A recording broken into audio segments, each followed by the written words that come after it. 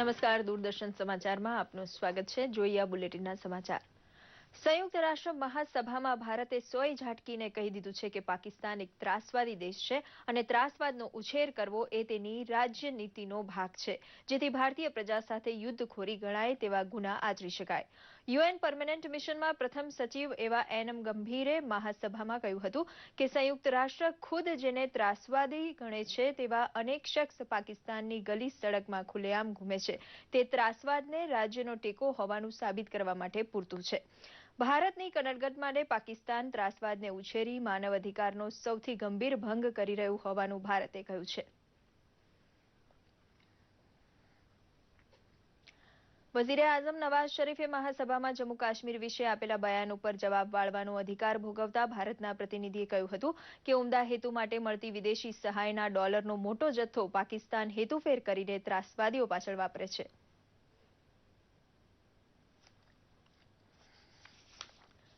માનવતા વિહોણી ત્રાસવાદી પ્રવૃત્તિ માટે વિદેશમાંથી મોટા પાયે નાણાં એકઠા કરતા મસૂદ અઝહર તથા ઝકીઉર રહેમાન લખવીને પાકિસ્તાન બિલકુલ રોકતી નથી.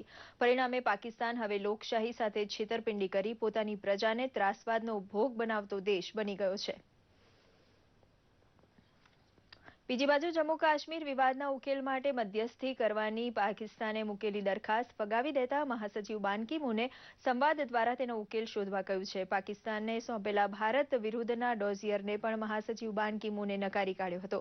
વિદેશ રાજ્યમંત્રી એમજે અકબર પણ પાકિસ્તાનની આકરી ટીકા કરી ત્રાસવાદનો ફેલાવો કરવાથી દૂર રહેવા ચેતવણી આપી હતી. ઉરી ત્રાસવાદી ઘટના અંગે પ્રતિક્રિયા આપતા ભાજપના વરિષ્ઠ નેતા રામ માધવે કહ્યું હતું કે દેશની ધીરજનો હવે અંત આવતો જાય છે, ત્યારે પાકિસ્તાન સાથે કડક હાથે કામ લેવું પડશે. જ્યારે કોંગ્રેસ નેતા અભિષેક મનુ સિંઘવીએ વિશ્વ સમુદાયની મદદ વડે રાજદ્વારી પગલાં દ્વારા પાકિસ્તાનને ભીંસમાં લેવાની હિમાયત કરી હતી. પાકિસ્તાનમાંથી અલગ થવા માંગતા બલુચિસ્તાનના લોકો હવે આઝાદી માટે તેમની માંગણી વિશ્વ મંચ ઉપર બુલંદ બનાવતા જાય છે. બલોચ પ્રજા ઉપર પાકિસ્તાની લશ્કરના ઘાતકી અત્યાચારની વાત દુનિયા સામે લાવી ત્રાસવાદનો ઉછેર કરતા દેશને ઉઘાડો પાડવા ખુદ તેના બલોચ નાગરિકો મથી રહ્યા છે. મુખ્યમંત્રી વિજય રૂપાણીએ તેમની દિલ્હી મુલાકાત દરમિયાન ઉપરાષ્ટ્રપતિ હામિદ અંસારીની શુભેચ્છા મુલાકાત લીધી હતી. ઉપરાષ્ટ્રપતિ હામિદ અંસારીએ મુખ્યમંત્રીને આવકાર્યા હતા અને મુખ્યમંત્રી પદ માટેની શુભેચ્છાઓ પણ આપી હતી. ઉપરાષ્ટ્રપતિએ ગુજરાતના વિકાસ કાર્યો અને વહીવટી સુધારણાના અભિગમ અંગે પણ માહિતી પ્રાપ્ત કરી હતી.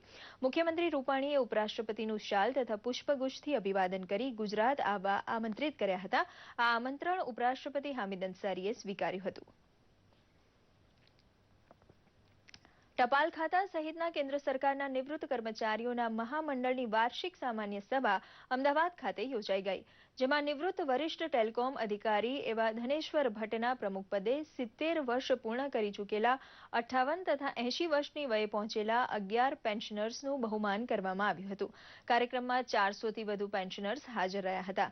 ઉલ્લેખનીય છે કે આ એસોસિએશન પેન્શનર્સના વિવિધ પ્રશ્નોનું નિરાકરણ લાવવા માટે કાર્યરત છે.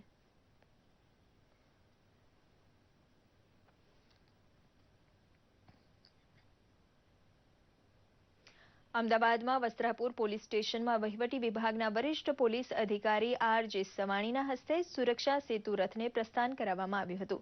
સુરક્ષા સેતુ રથ દ્વારા નાગરિકોને કાયદો અને વ્યવસ્થા ઉત્તમ રીતે જળવાય તે માટે માર્ગદર્શન આપવામાં આવશે. સુરક્ષા સેતુ રથ કુલ 47 પોલીસ મથકોએ જઈ લોક જાગૃતિનું કામ કરશે. આ અંગે આર.જે. સવાણીએ જણાવ્યું હતું કે આ પ્રકારના કાર્યક્રમોથી જાગૃતિ વધે અને ગુનામુક્ત તથા સંવાદિતાપૂર્ણ સમાજ બની શકે છે.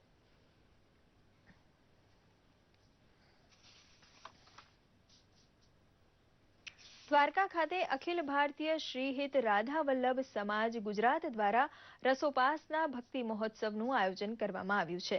તારીખ 21 થી 25 ઓક્ટોબર સુધી વૃંદાવનથી પધારેલા આચાર્ય પ્રેમકુમારજી મહારાજ તેમજ યુવા આચાર્ય હિતેન્દ્રકુમાર અને પ્રિયાંશુ કુમારજીની ઉપસ્થિતિમાં શ્રી કૃષ્ણ રસ તત્વ તથા રાધા પ્રિયાના રસ તત્વના સાર સ્વરૂપે રસોપાસના ભક્તિ મહોત્સવનું આયોજન કરવામાં આવ્યું છે, જેમાં 1200 થી 1500 જેટલા ભક્તો ઉપસ્થિત રહીને ભક્તિ રસમાં તરબોળ થયા હતા.